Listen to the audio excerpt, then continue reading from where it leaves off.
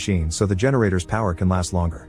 Then they go to the basement to check on the generator and Luke discovers there's a locked door down there, so James explains it's an emergency exit. Feeling helpless, Paul gives a few kicks to the generator, which causes the light to flicker again and the shadows to get creepy.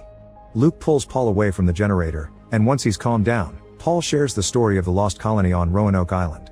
In 1587, 117 people formed the first English colony on that island.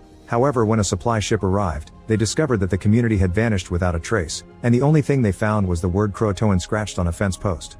Nobody knows what it means, but Paul thinks it was a warning the colony got before they were reset. Suddenly Paul collapses because of unbearable pain in his head, so they carry him to the pool table where Rosemary takes care of him.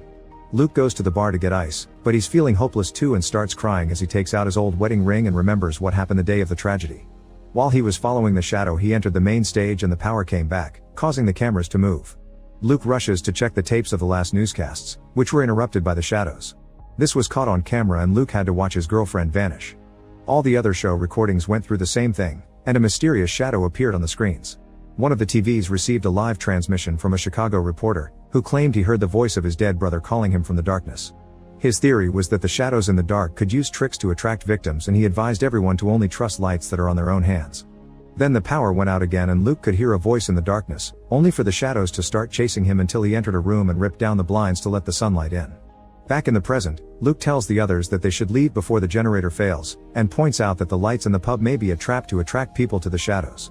Rosemary thinks maybe they should accept their destiny, since the shadows may be heaven and the voices are calling them to reunite with their loved ones. She also refuses to leave without her son. A furious Luke yells at them, pointing out that by using the truck they could find a hospital for Paul and maybe even search for Rosemary's son and James' mom.